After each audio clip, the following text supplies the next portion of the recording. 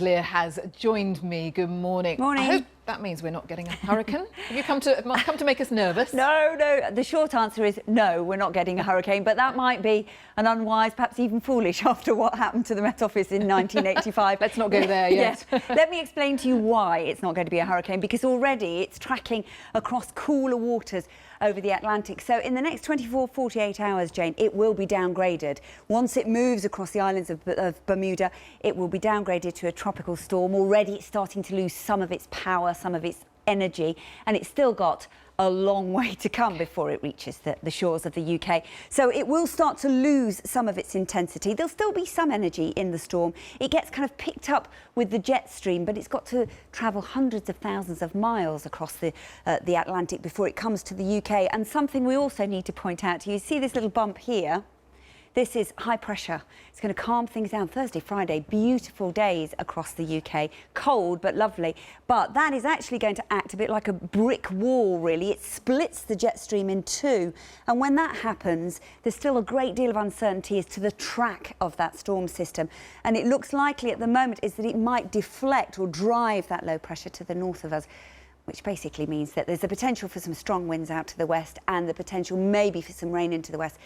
But it's not looking too bad at the moment. There's a level of uncertainty into the weekend. I'm liking the sound of the end of the week. Thank you very much, Louise. I sound like a school mum, don't I? Apologies for that. I hope you've been listening, because I shall be testing you a little bit later on.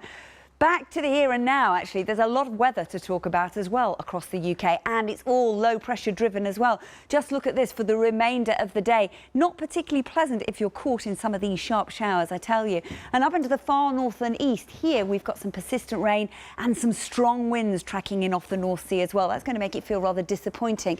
It's window of finer weather, though. There will be some sunshine and some warmth.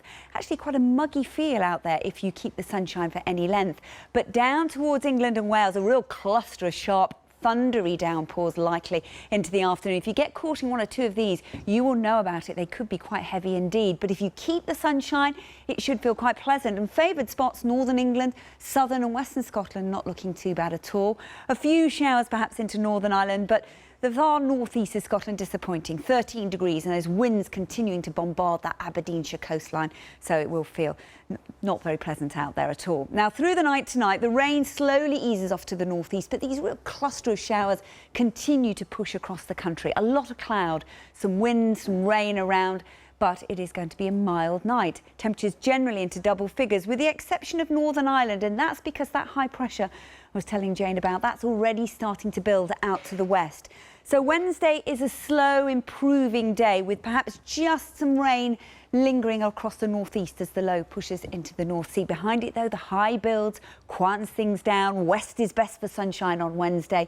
Slightly fresher feel, 13 to 15 degrees, the overall high. That leads into a chilly night, Wednesday night into Thursday. Maybe some frost, but a beautiful day in prospect on Thursday. Lots of sunshine coming through, despite it being a little bit fresher, hopefully with the lack of rain around, not looking too bad. We keep hold of, hopefully, some brighter spells out to the east during Friday, and then that level of uncertainty, the possibility of things turning a little windier and a little more unsettled into the weekend.